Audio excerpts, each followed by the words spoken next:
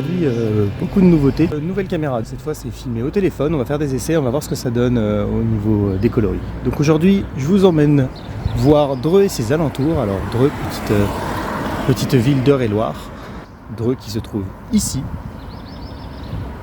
Donc je vous ai préparé un petit itinéraire. On va aller voir la campagne un peu aux alentours et puis aller voir la ville elle-même qui a l'air plutôt assez animée finalement. Donc on va aller faire un petit tour puis on va aller voir ce que ça donne. Donc là nous allons partir ici de la gare et je vais vous expliquer tout ça sur la route, comment ça se passe pour venir ici.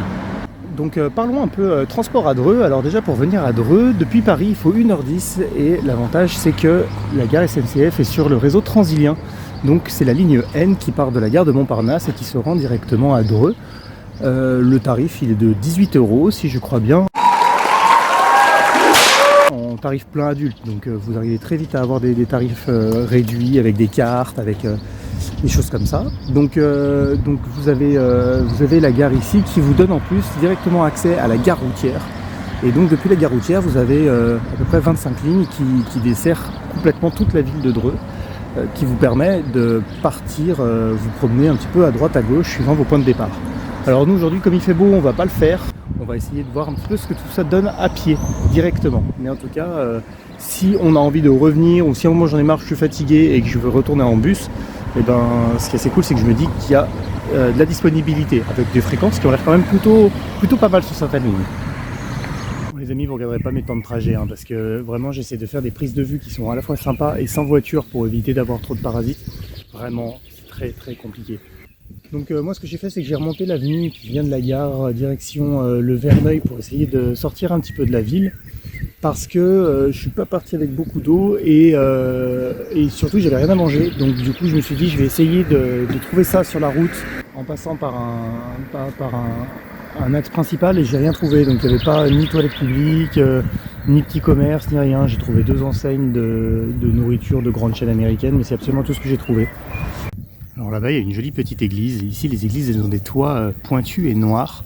J'aimerais bien aller en voir une de près, voir à quoi ça ressemble.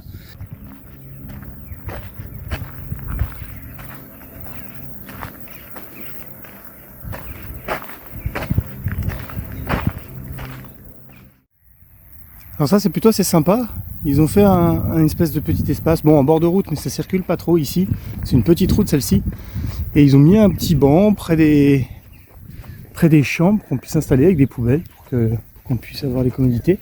Par contre toujours pas de fontaine d'eau, toujours pas de point de ravitaillement aux alentours. Quand j'ai regardé sur la carte le village de Verneuil, là où je suis maintenant, je me suis rendu compte que les rues elles avaient une disposition qui était un peu particulière. Et du coup, je me suis dit que ça devait être une cité médiévale ou quelque chose du genre. Donc c'est là où il y avait l'église qu'on voyait de loin tout à l'heure. Je suis très content d'être ici, on va aller voir de près.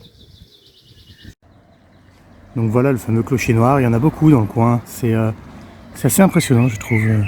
Ces tours noires qui sortent entre le vert des arbres et le jaune des champs de blé. C'est vraiment impressionnant.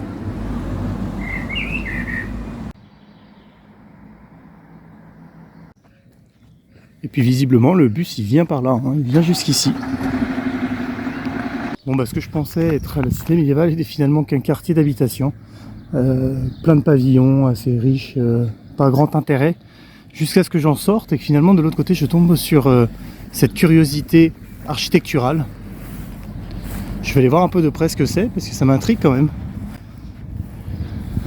Et vous voyez on est toujours dans l'agglomération. On a toujours des lignes de bus qui desservent le coin.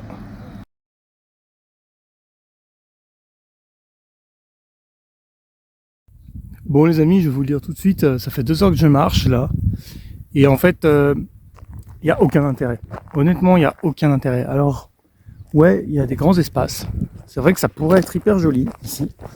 Il y a l'Eure qui passe juste là-bas en bas. Tout pourrait être vraiment chouette. En fait, il y a des parcs éoliens un petit peu partout. C'est plein de câbles électriques. Et c'est pas...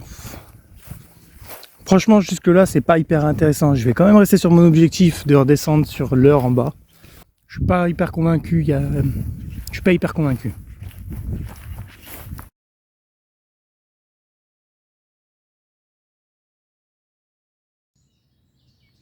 Bon les amis, me voilà du coup arrivé ici à Mézières et Cluzel. C'est un énorme plan d'eau en fait qui longe l'Eure, qui est juste derrière moi quelque part derrière ce sentier là. C'est une gouille, hein, l'Eure. C'est vraiment pas grand en tout cas cet endroit-là. Mais l'étang est vraiment très joli. Apparemment, il y a tout un truc sur la biodiversité et tout ça, donc ça fait ce genre de réserves qui sont vraiment sympathiques. Maintenant, on va aller faire le tour. On va aller voir un petit peu ce qui se trame là tout autour. Je pense qu'on en a quand même pour une bonne heure de marche pour faire tout le tour. J'ai pas vu malheureusement d'arrêt de bus dans le coin, donc visiblement il n'y a rien, parce que là j'ai vraiment traversé que des champs de blé pour venir. Donc on verra un petit peu ce qu'on trouve pour le retour. Je prendrai pas la même route pour voir s'il n'y a pas un sentier et pouvoir vous proposer à la fin quelque chose de bien fait. Mais là, bon, on a l'étang qui est très joli, c'est vraiment très sympa. Je pense que ça va être une belle balade de faire le tour, donc je vais me lancer et puis on verra ce que ça donne.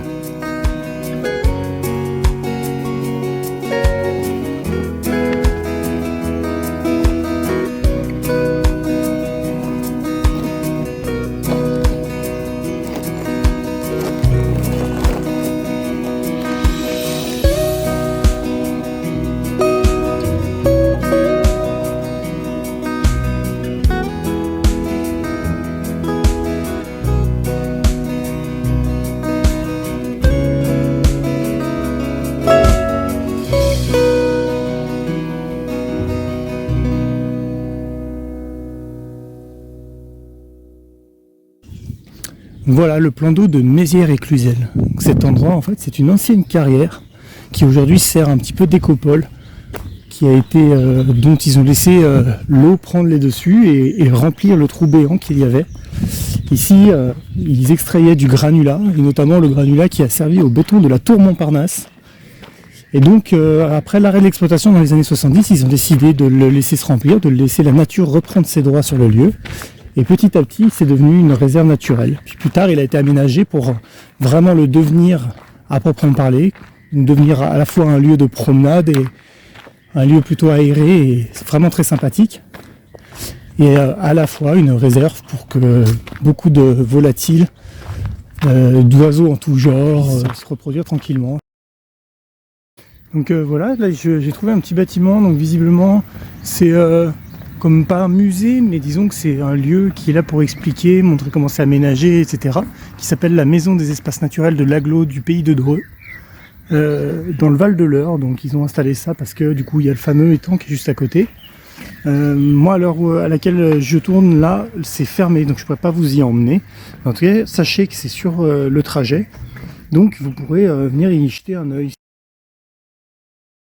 Bon alors finalement le trajet retour se passe vachement mieux que le trajet aller, et donc du coup je vais vous faire un itinéraire qui permettra de faire ce chemin dans l'autre sens et d'avoir un truc un peu plus confortable. Bon voilà, je vais profiter de cette dernière vue sur ce petit étang qui n'est pas du tout ce que je vous ai montré dans la vidéo. C'en a encore un autre, mais c'est le dernier que je vais croiser, alors je vais en profiter ici pour faire ma petite conclusion. Alors Dreux et ses alentours, Dreux c'est une jolie petite ville. Je vais vous faire des images ce soir à l'heure du repas. Je ne vais pas vous faire une vraie visite de la ville. Je vais vous faire un petit montage aux plus belles heures de la journée, c'est-à-dire au crépuscule. La ville de Dreux, alors c'est plutôt assez joli finalement. C'est une jolie petite ville où il y a de l'animation. Il y a quand même quelques trucs à voir. Il y a un cinéma, quelques bars, un petit peu en tout genre à voir dans la ville à l'intérieur. Donc c'est quand même plutôt animé. J'étais étonné pour une ville de cette taille qui a quand même autant d'animation. Par contre, pour ce qui est de l'étang lui-même, c'est vrai que c'est vraiment très très joli, hein. C'est un beau petit coin de nature entre les blés et les arbres. Là aujourd'hui en plus le ciel était excessivement bleu comme vous pouvez le voir. C'était vraiment idyllique et c'est vrai que c'est vraiment une très très belle promenade. Et y passer quelques heures. Il y a des endroits pour s'asseoir, il y a des endroits pour se poser. Bon, encore une fois, ça manque il n'y a pas de point d'eau. On ne peut pas se ravitailler en eau sur place, donc on ne peut pas prévoir des longues balades.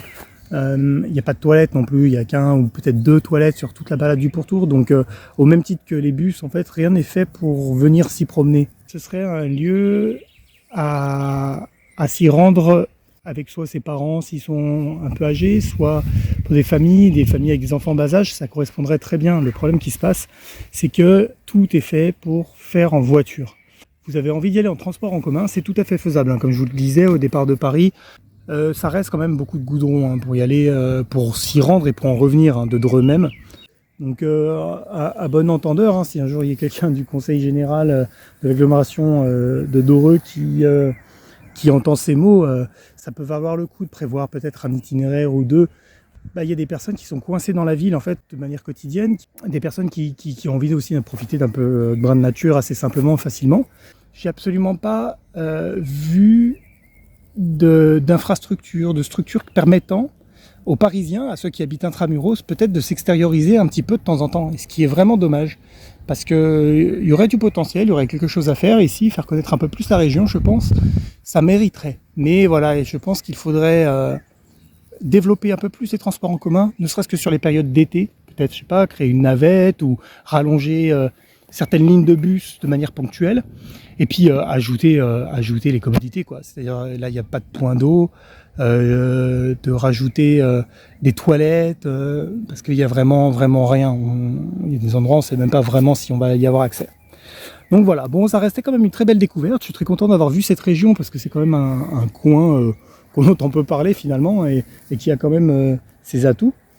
Et donc, comme je vous disais, je vais vous concocter itinéraire, train, bus, comment s'y rendre en piéton, en tout cas au plus pratique, pour ce qu'il y a à voir, et puis voilà.